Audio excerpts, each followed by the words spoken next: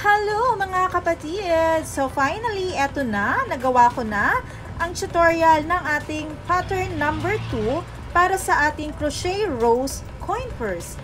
Yung naunang tutorial ko po ay ganito yung design na nagawa ko.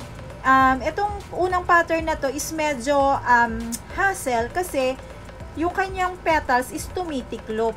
Okay, so nilagyan ko pa yan ng glue or ng E7000 para manatili siyang bukadkad. Hindi katulad nitong isang pattern na ito, which is binaliktad ko lang naman yung kanyang petals. So ito, from here, binaliktad mo lang siya, ginanon. Ayan, hindi katulad nito, hindi na siya kailangan lagyan ng glue kasi ano na siya, bukadkad na siya. Dito po sa pattern number 2 na ito, ay ipapakita ko lamang sa inyo kung paano natin gagawin yung bulaklak. Okay? Bulaklak. Yan. Kasi meron na po tayong paraan or proseso kung paano ginawa yung back panel, yung front panel, itong part na to, pati yung pagtatahe, meron na po tayo niyang tutorial sa YouTube. Gagawan ko na lamang po ng playlist sa ating YouTube channel yung pagkakasunod-sunod ng paggawa nitong ating coin purse na ito. Gagawan ko na rin po ng sunod-sunod na link para alam ninyo kung alin yung pagkakasunod-sunod na papanoorin ninyo. Ayan. Para sa unang bahagi ng ating video tutorial, ay panoorin nyo po muna yung part 1 natin at saka part 2 bago po kayo mag-proceed sa paggawa ng ating flower. Kapag nakagawa ka na ng round base natin, katulad nito, 1, 2, 3, 4, 5 rounds. So mag-slip stitch tayo dito sa first top chain. Ayan. Pwede mong i-cut yung yarn, pero ako, ang ginagawa ko kasi, dire-diretso lang. So, lalakihan mo lang itong loop na to, and then ipapasok natin yung cone dito, para mag-lock siya. Hilahin mo lang yan siya, magla-lock na yan.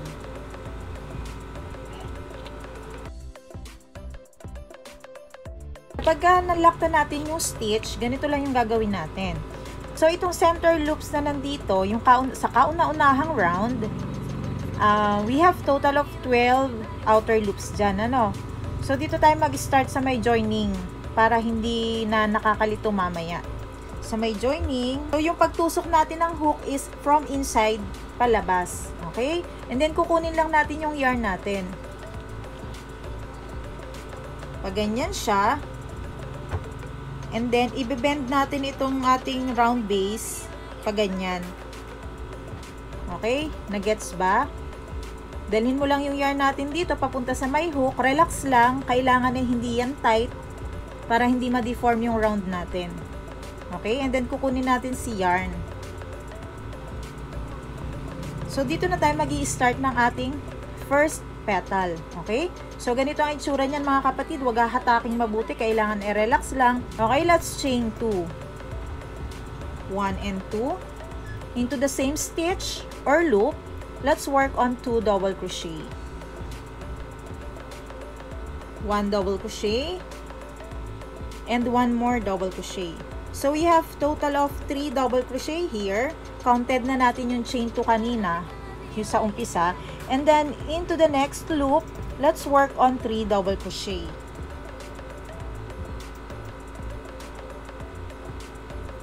1,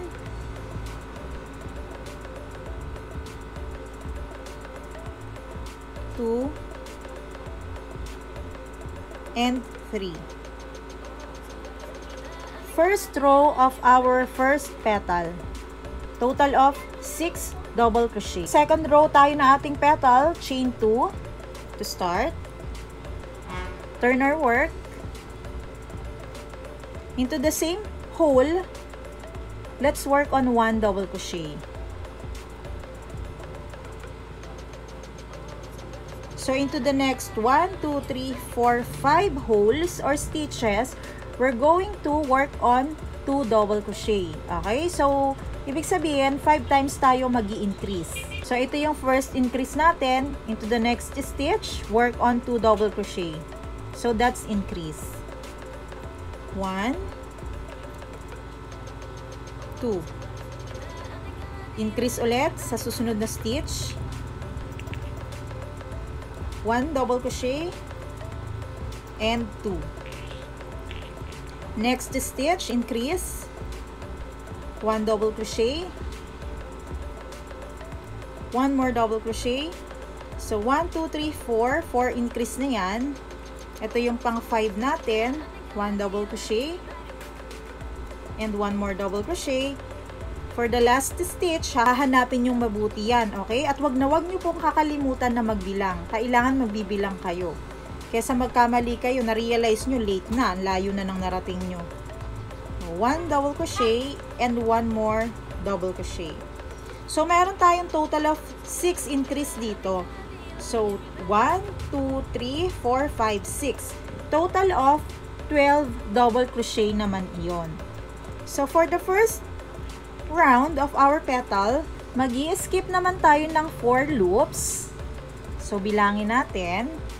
1, 2, 3, 4. And then, dun sa pang 5th loop, mag-i-slip stitch tayo. Okay? Skip 4, slip stitch at 5.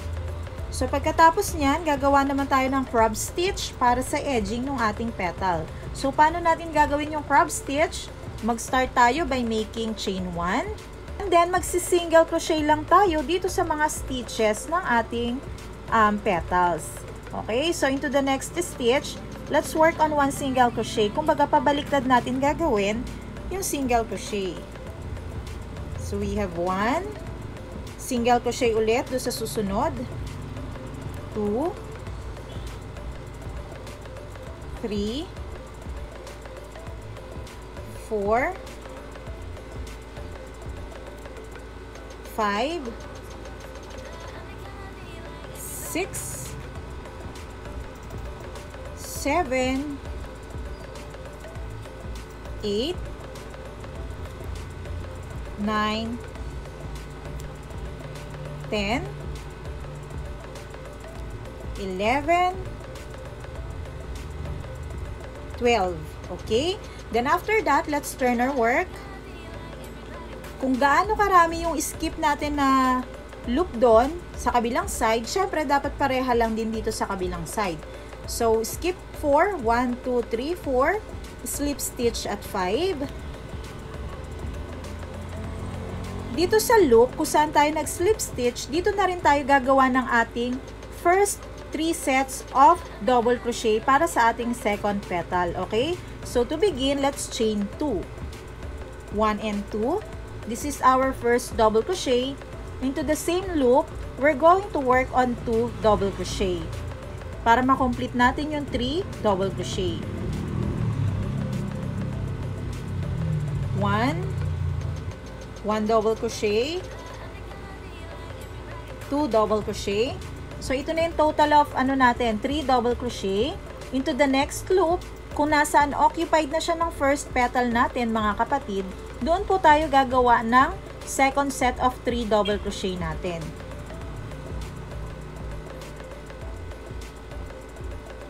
1, 2, and 3. Ayan. So, ganito na ang itsura niyan. On the first loop, meron tayong 3 double crochet. On the second loop, meron tayong 3 double crochet. Total of 6 double crochet for the first row of our petal. Okay? So, second row tayo ng ating petal. Chain 2. Turn our work. Into the same stitch, work on 1 double crochet. So, kung ano lang po yung ginawa natin dito sa first petal natin, ay syempre, ganun din ang gagawin natin. Kailangan makomplete lang natin yung 6 increases dito sa second row ng ating petal. So, bibilisan ko itong part na to dahil nakita nyo naman po kanina kung paano ko ginawa ang ating second row of petal. Pwede nyo pong i-post ang inyong mga video or pwede nyo rin naman pong bagalan ang aking video na ito. Meron tayong setting dyan sa YouTube. Ayan. So, ito na itsura ng ating petal. Second petal. So, ibilangin mo lang yung loops na nandiyan sa ilalim. So, katulad lang din nung kanina, 4 loops. 1, 2, 3, 4. Skip. And into the 5th loop, which is nandun na yung first petal natin, doon tayo mag-i-slip stitch. Okay? So, join sila dyan sa loop na yan, sanipuwersa sila dyan. Ayan. And then, crab stitch po tayo, chain 1, and single crochet na pabaliktad hanggang makomplete natin yung 12 single crochet.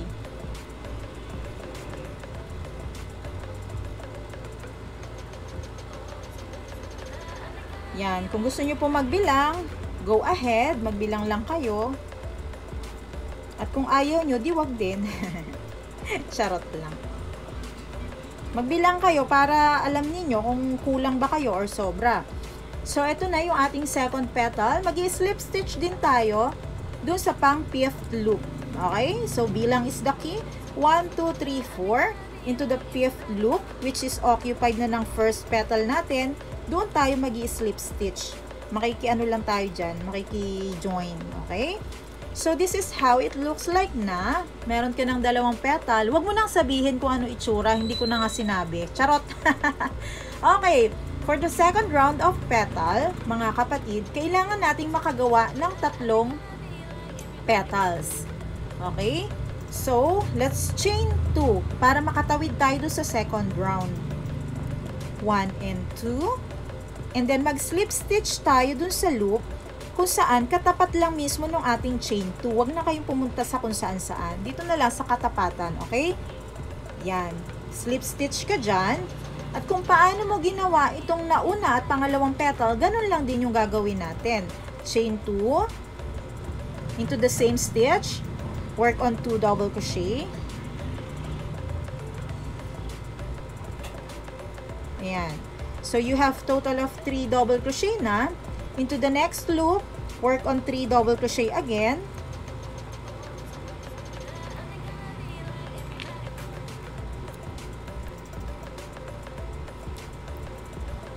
Yan. So, you have total of 6 double crochet for the first row. And then, chain 2. Turn your work. Into the same hole or stitch, work on 1 double crochet. Ayan. So, meron na tayong first increase dito. Ang gagawin nyo po ay i-complete nyo lamang dito sa susunod, dito, dito, dito, hanggang sa dulo, para magkaroon tayo ng total of 6 increases. Makita-kita tayo kapag nandito na tayo sa dulong bahagi ng ating petal. Kapag meron ka ng total of 12 double crochet or 6 increases, ganito na ang itsura niyan. So, ang kasunod natin gagawin is skip 6 loops. Okay? So, bilangin natin yung 6 loops. 1, 2, 3, 4, 5, 6. Into the 7th loop, let's slip stitch. Ayan. So, pagkatapos natin ng slip stitch dyan, crab stitch naman tayo para makarating tayo dun sa kabilang side. So, chain 1, single crochet into the next stitch, at magkita-kita po tayo dun sa dulo ng ating petal. Once it's done, turn your work, count 6 stitches or loops. 1, 2, 3, 4, 5, 6, slip stitch at 7. Okay? So, dito sa loop na to, kung saan tayo nag-slip stitch, dyan tayo gagawa ng first 3 double crochet natin. So, to begin, chain 2. This is counted as first double crochet. Work on 2 double crochet, 1 and 2. For the second loop, gagawa ulit tayo ng ganon. At kung paano natin ginawa yung first, second, third petal, ganun na rin po for the rest of the petals hanggang sa susunod na round natin. First, second, third round, pare-pareho lang po yung pattern natin ng petals. Ang kaibahan lamang dyan ay yung bilang ng skip loops natin. Okay? So, gawin ninyo tong petals na to at magkita-kita tayo kapag complete na siya. Okay, sa pangalawang petal ng ating second round, skip tayo ng 6 loops. Okay? Pero dito tayo mag-i-slip stitch sa loob ng petal na ito. Okay? So, pwede ka naman magbilang dito sa labas para mas madali. 1, 2, 3, 4, 5, 6. And then, slip stitch tayo doon sa pang 7. Kung nasaan, occupied na nung ating first petal. Okay? Pero hindi ka dito mag-i-slip stitch sa labas ha. Nagbilang lang tayo. So, papasok ka dito sa harapan ng petal na ito. And then, doon ka mag-i-slip stitch. Tandaan mo lamang yung loop kung saan ka mag-i-slip stitch. Okay? So, dito siya. Malinaw ba? Malabo? Okay, so pagkatapos natin mag-slip stitch, crab stitch naman tayo, chain 1, and trabahuhin ang crab stitch at magkita-kita tayo dun sa dulo. Dito. Once it's complete, turn our work.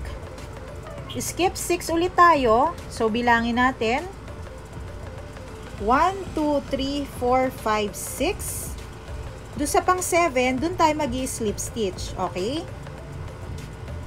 Ayan. Into the same loop, kung saan tayo nag-slip stitch, dyan tayo gagawa ng 3 double crochet. So, chain 2 tayo to start. Work on 2 double crochet. 1 and 2. Into the next loop. Into the next loop. Work on 3 double crochet.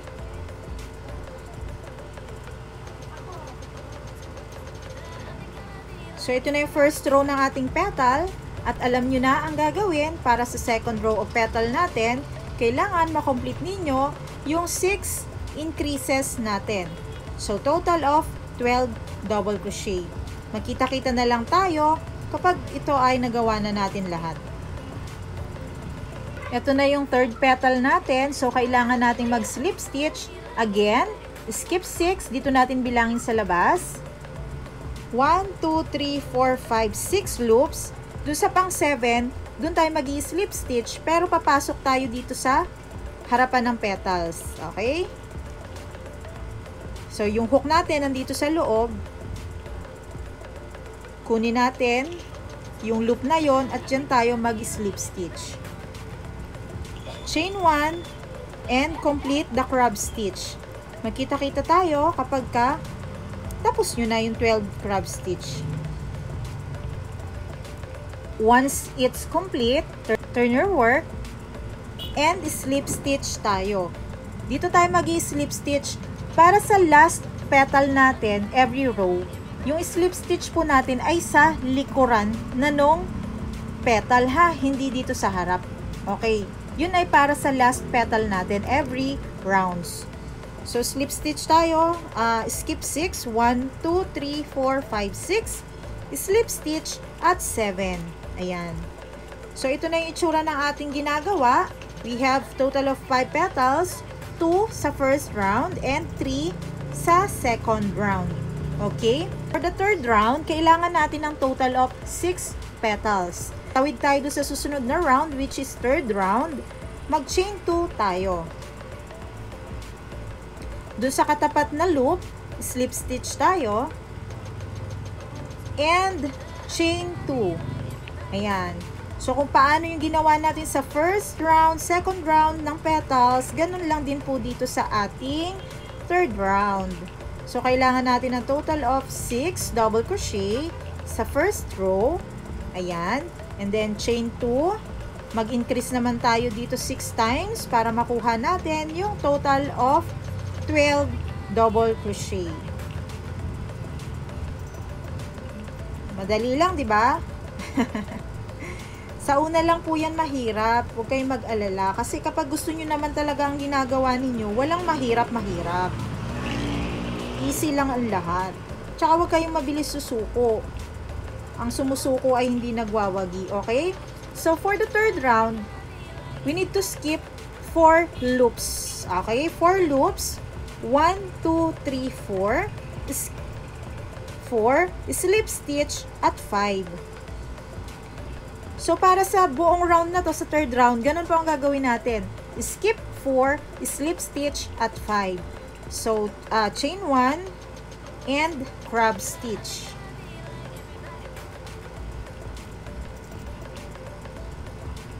Okay, complete na yung crab stitch natin. Turn your work. Skip 4. Slip stitch at 5. So, bilangin natin. 1, 2, 3, 4. Ito yung 5th loop. Slip stitch. Okay? So, ulitin nyo lamang po yung proseso na yan. At kung paano yung pinakita ko sa inyo sa second round, ganun din po yung gagawin ninyo sa third round. Hanggang makomplete ninyo yung total of 6 petals for the third round. Papakita ko lang sa inyo and reminder na din na pagkatapos nyo makagawa ng isang petal at nandun na tayo sa pangalawa, wag ninyong kakalimutan na mag-i-slip stitch dito sa harapan ng first petal na ginawa natin. So as we go, let's skip 4. 1, 2, 3, 4. Slip stitch at 5. So, dito natin gagawin yun sa harapan. Okay? So, reminder lamang yun mga kapatid. And then, ituloy-tuloy nyo na po ang ginagawa ninyo hanggang makomplete na natin ang round na ito. Ito na yung last petal natin for the third round, which is yung pang 6th petal, di ba? So, yung slip stitch natin is dito na sa likuran ng first petal natin, ha? So, reminder, tandaan, huwag kakalimutan. Okay, let's skip 4 loops. 1, 2, 3, 4. Slip stitch at 5. Yan. Chain 2 tayo. Tatawid tayo dun sa 4th round. Chain 2 and then slip stitch lang tayo dun sa katapat na loop. Ayan. Para dito sa last round of petals natin, magkakaroon tayo ng pagbabago sa stitch at saka counting pagbabago sa bilang. Ayan. So, ginawa kong treble crochet yung second row ng petals para mas lumaki-laki siya tingnan, mas maganda. Ayan. Mas busog na busog at mas healthy yung bulaklak. So, balik tayo sa ating ginagawa. After natin mag-chain 2, slip stitch tayo sa loop sa 4th round. Chain 2 ulit tayo. Work on 2 double crochet into the same loop.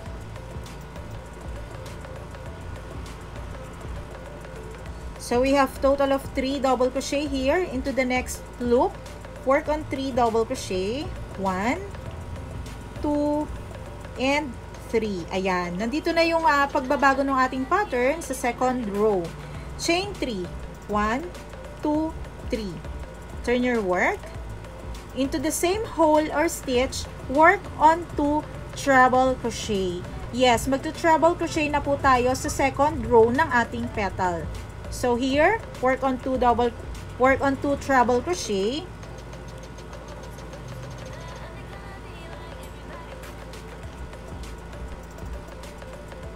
Ayan. So, meron na tayong total of 3 treble crochet. Siyempre, isinama na natin sa bilang yung chain 3. Into the next 1, 2, 3, 4 holes, gagawa tayo ng increase ng treble crochet. So, 4 times tayo mag-i-increase. Ibig sabihin, 2 treble crochet sa isang butas. 1, 2, ayan. So, first increase.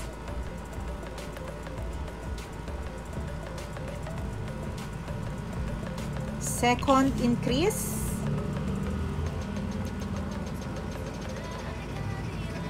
Third.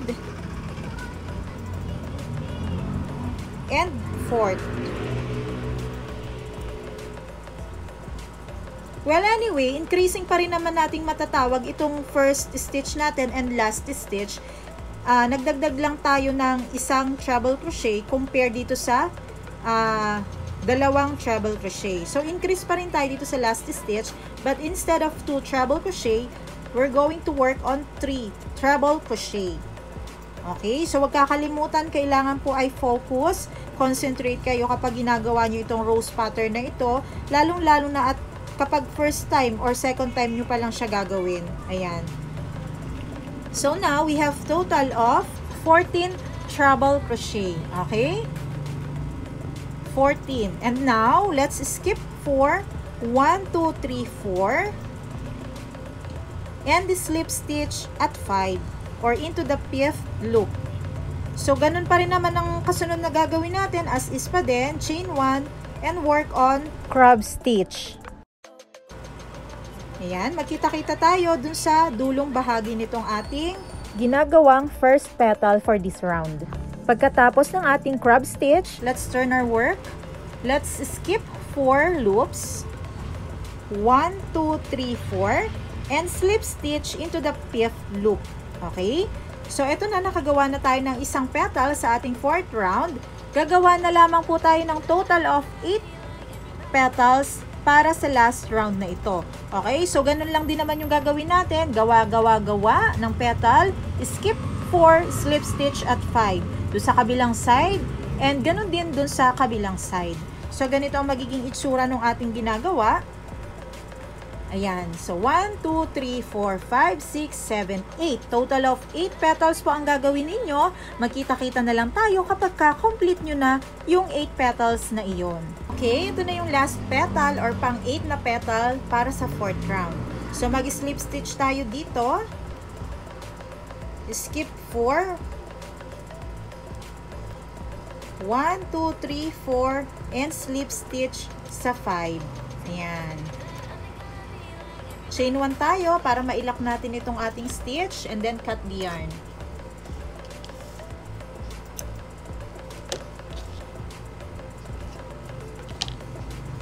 Okay, sa pag-lock nitong ating stitch, ganito lang yung ginagawa ko, hindi ko na siya tinatahi. So, kukunin mo na lang yung tail papunta rito sa likod nitong ating crochet round base. Ayan, pagkatapos, ibubuhol lang natin siya. Just make a knot together with the yung tail. Ayan. Pagbuhulin mo lang yung dalawang tail na yan. Okay, secure na yan sila.